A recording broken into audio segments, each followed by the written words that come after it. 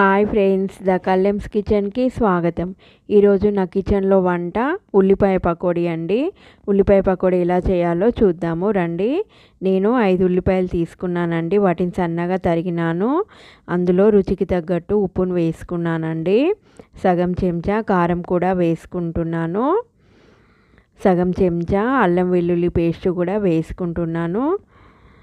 సగం చెంచా జీలకర్ర వేసుకున్నాను. ఒకసారి బాగా కలిసేలాగా కలుపుతున్నానండి. దీంట్లోకి ఇప్పుడు నేను చిన్న కప్పు శనగపిండిని కూడా తీసుకొని వేసుకుంటున్నాను. ఈ పిండిని కూడా వేసిన తర్వాత ఒకసారి బాగా కలుపుదామండి. ఇలా కలపడం వలన పకోడీ పొడి పొడిగా వస్తుందండి.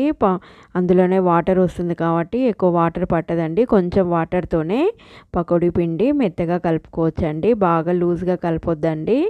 ఇప్పుడు నూనె వేడైపోయిందండి. నేను పకోడీలు చిన్న చిన్నగా పొడి పొడిగా ఇలా వేస్తున్నానో చూడండి. పకోడీ ఇలా పిండి కలపడం వల్లనే పకోడీ ఇలా పొడి పొడిగా వస్తుందండి. ఈ పకోడీలు చాలా బాగుంటాయండి. మీరు ట్రై చేయండి.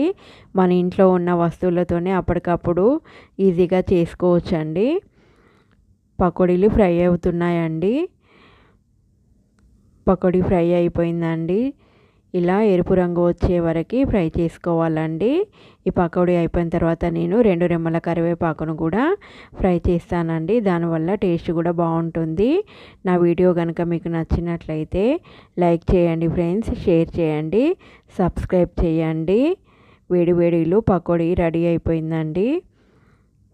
మళ్ళీ వీడియోలో కలుద్దామండి. బాయ్.